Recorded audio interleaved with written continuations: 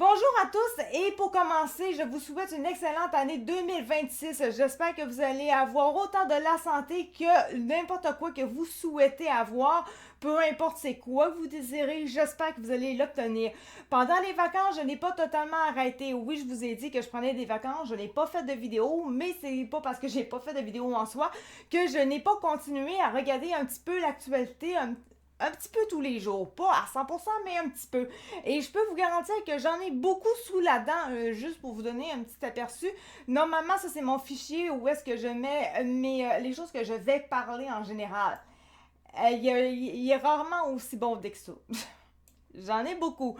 Les raisons pourquoi j'ai fait ça, il y en a deux en fait. La première chose, c'est parce qu'en général, quand on commence à rentrer en vacances, eh bien c'est comme le moment où est-ce que le gouvernement va en profiter pour faire passer des choses un petit peu sous la table en se disant bon ça va être les vacances donc les gens ne seront pas super actifs en actualité, ils vont pas regarder trop ça, donc ça va être plus facile de passer les choses et quand ils vont arriver, eh bien on n'en parlera pas. Et donc je voulais pas que ça arrive, donc je me suis dit rendu là, eh bien je vais prendre un petit peu des nouvelles par-ci par-là pour que justement on le sache qu'est-ce qui s'est passé à ce moment-là.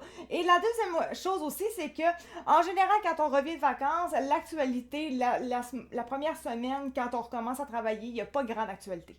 Et là, je voulais avoir quelque chose à mettre sous la dent. Donc, c'est pour ça que j'ai continué comme si de rien n'était un petit peu. J'ai pas été assidue à 100 000 à l'heure, on s'entend, j'avais aussi des fêtes de mon côté, j'avais des rassemblements de famille comme tout le monde, mais je n'ai pas 100% arrêté.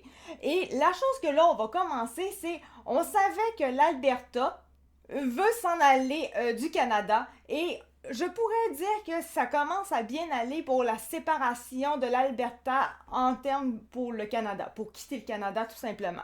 Là, vous voyez le titre en soi. Si vous ne connaissez pas le titre, vous le voyez pas, vous le regardez pas. Dépendamment, il y en a peut-être qui regardent pas, mais qui m'écoutent, ça se peut. Donc, l'Agence électorale de l'Alberta a déclaré avoir approuvé une proposition de question référendaire sur la séparation de la province du Canada. La question était: êtes-vous d'accord pour que la province de l'Alberta cesse de faire partie du Canada pour devenir un État indépendant? Élections Alberta indique que les promoteurs du projet, l'Alberta Prosperity Project et son directeur général, Mitch Sylvestre, ont jusqu'au début du mois de janvier pour nommer un responsable financier pour la pétition, après quoi la collecte des signatures pourra commencer. Donc, techniquement, on s'entend, on est rendu le 4 aujourd'hui, donc on se comprend, c'est déjà passé.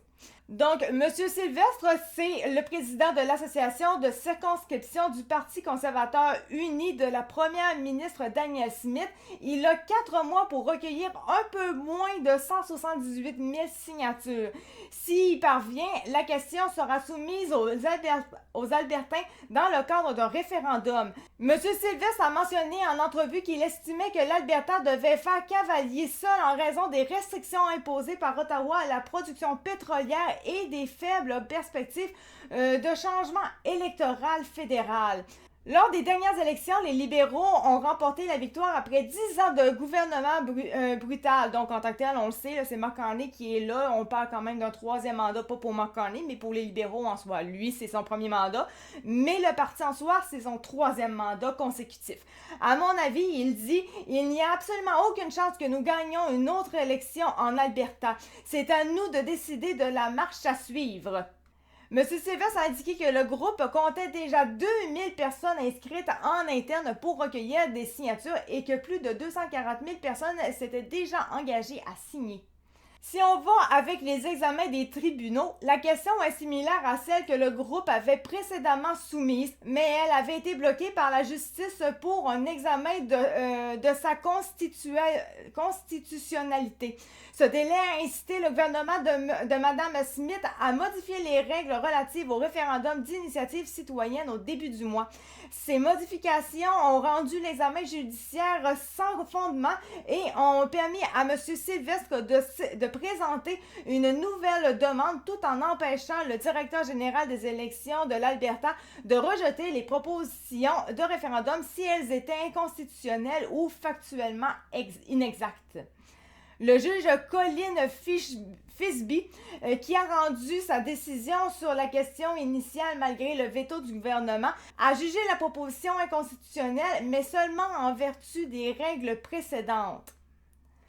Dans sa décision, le juge Fisby a écrit que la séparation de l'Alberta du Canada violerait certains droits garantis par la Charte et les traités, car rien ne garantit que les Albertains conserveraient leur droit de vote fédéral ou leur droit à la mobilité si la province devenait une nation indépendante. C'est quand même techniquement un petit peu logique. Si t'es plus au Canada, t'as plus grand chose à faire avec les lois canadiennes. C'est comme si nous, au Québec, on s'en va un jour du Canada, ben en tant que tel, les lois au Canada, ça sera bien leurs affaires. Nous, on va avoir nos propres lois. En tant que tel, on a déjà nos propres lois, mais il faut voir quand même peut-être en acheter, on s'entend. Mais on se comprend, on n'aura plus rien à voir avec le Canada et le Canada